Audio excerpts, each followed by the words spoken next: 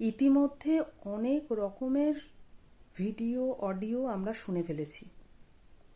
এমন এমন অনেক রকম অডিও যেগুলো ভাইরাল হয়েছে, আমরা অনেকেই শুনেছি, অনেকেই স্তম্ভিত যে মেয়েটার সাথে আদৌ কী করা হয়েছিল সেটা আমাদের কাছে পরিষ্কার যে এটা একজনের কাজ নয়, মোটামুটি 18-20 জন মতো ছিল।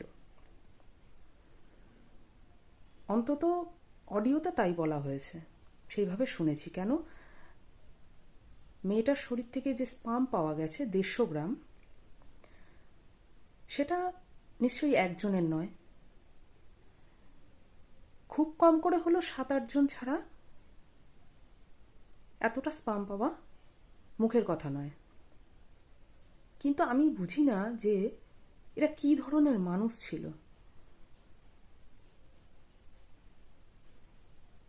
সমাজে এর আগে যে কোনো দিন রেপ হয়নি বা মার্ডার হয়নি তা নয়, অনেক ক্ষেত্রে রেপ হয়েছে, তাদেরকে মেরে ফেলা হয়েছে, গাছে ঝুলিয়ে দেওয়া হয়েছে, পুড়িয়ে ফেলা হয়েছে। তাকে তো তোরা মেরে ফেলেছিলি, তাদের সাথে কোনো রকম তোদের যদি শত্রুতাম থেকেও থাকতো, তাকে তো তোরা মেরে ফেলেছিলি। তারপরে এইভাবে খুন করতে হলো, মানে আর 5টা লোক যেন দাঁড়িয়ে তাকে না দেখতে পারে। এরা কোন মায়ের পেটে জন্ম নিয়েছে আমি বুঝে পাই না। সত্যি আদেও কি কোনো মানে মায়ের গর্ভে জন্ম নিয়েছে এরা? মায়ের জাতটাকে এরা সম্মান করতে পারে না? এতটুকু মানে মানসিকতা তাদের ছিল না? তাকে তো পৃথিবী থেকে সরিয়েই দিয়েছিলি, তারপরে এইভাবে তার শরীরটাকে নিয়ে ছেলেখেলা করলি। এমনকি রেপ করার মানে মার্ডার করার পরেও তাকে রেপ করতে হয়। এরা কি মানুষের বাচ্চা? জানি না কোন সমাজে বাস করছি, আগামী প্রজন্ম আমাদের কি শিখবে। মানে তাদের সিদ্ধাটাকে ভেঙে ফেলার একটা চেষ্টা চলছে, যে আগেকার দিনের মতো তারা ঘরে বসে থাক, মূর্খ হয়ে থাক, ঘর থেকে না বেরোক, পড়াশোনা না করুক, নিজের পায়ে না দাঁড়াক, এরকম একটা ব্যাপার। সমাজে বেশ্যাবৃত্তি বলেও তো একটা ব্যাপার থাকে, শুনতে আমাদের খারাপ লাগে, তাদেরকে নিয়ে আমরা নানান কথাবার্তা বলে থাকি, কিন্তু এটা তো সত্যি যে আজকে সেই সব মহিলারা আছে বলে আমরা একটু হলেও নিরাপদ। না হলে তো দিনে দুপুরে ঘরে ঘরে এসে রেপ করা হতো মহিলাদের, সেটাই হয়তো দাঁড়াতো। আজ সেই সব মহিলারা আছে বলে আমরা একটু হলেও নিরাপদ। তো তোরা সেইখানে জানা, তোরা সেইখানে গিয়ে তোদের শারীরিক চাহিদাগুলোকে মেটা, তাদের হাতে দুটো পয়সা দে, তারা সেটা নিয়ে তাদের পেট চলুক, সেটা করে, সেটাই তো তাদের কাজ, সেটা করেই তো তারা খায়। এইভাবে একটা প্রাণ যে কিনা তার মানে স্বপ্ন ছোঁয়ার লক্ষ্যে মানে দোরগোড়ায় দাঁড়িয়ে রয়েছে, সেখান থেকে মেয়েটাকে সরিয়ে দিলি এইভাবে।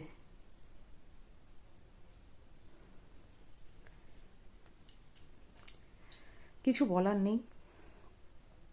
আর আজকে প্রায় 8 দিন কেটে গেল, আজকে 17 তারিখ, 8 দিন প্রায় কেটে গেল। যে আর কি প্রিন্সিপাল ছিলেন, ওনাকে ডাক্তার বললে তো ডাক্তার সমাজের অপমান করা হবে, তো তাকে নিয়েই শুধু পড়ে আছে, তাকেই নাকি শুধু গ্রেপ্তার করছে, বাকি আর কাউকে ধরতে পারছে না। প্রশ্ন, আমাদের হাতে ছেড়ে দে, আমাদের হাতে ছেড়ে দে না।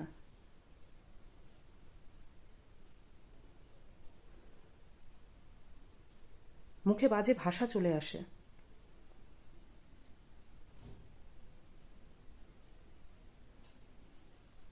যেহেতু ভিডিওটা অনেক বাচ্চা কাচ্চারাও দেখতে পারে, যে কারণে কিছু বলতে পারছি না। তার মুখ থেকে নাকি কোনো কথাই বের করতে পারছে না প্রশাসন, না সিবিআই। ছেড়ে দে পাবলিকের হাতে, এক রাত্রে সব বার করে দেবে। এমন পিটানো পিটানো হবে না, এক রাত্রে সব বার করে দেবে, যে কে কে ছিল, কে কে জড়িত ছিল, বা সেই বা কি কাজ করেছে। এইভাবে দিনের পর দিন কাটিয়ে কাটিয়ে কাটিয়ে কাটিয়ে জিনিসটাকে ধামাচাপা দেওয়া হবে, আর কিচ্ছু না। আর জাস্টিস বলতে কি, শুধু মেয়েটা চলে গেল, একজন মায়ের কোল খালি হয়ে গেল, বাবার স্বপ্ন শেষ হয়ে গেল, এটুকুই হচ্ছে জাস্টিস, আর কিচ্ছু না।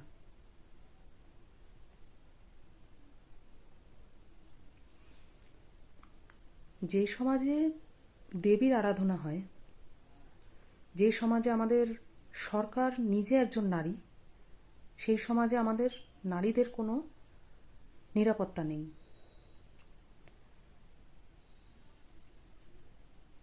আর সেই চেয়ারে বসে সেই এক ম্যাডাম, উনি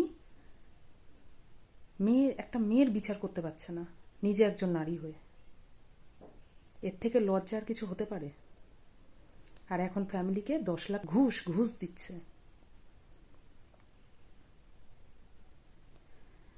মানে 10 লাখ টাকা নাও, মুখটা বন্ধ রাখো, তাহলে ওনার কেসটাকে ধামাচাপা দিতে আরো বেশি সুবিধা হবে।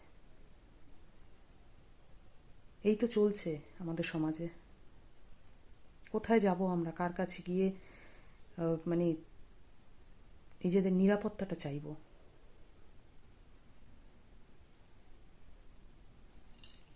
জানি না কি হবে, আগামী দিন দেখতে থাকি। তবে তার ফ্যামিলির পাশে আমরা সবাই আছি।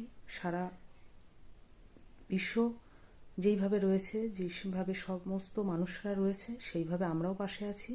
যুদ্ধ চালিয়ে যাব, দেখা যাক কি হয়।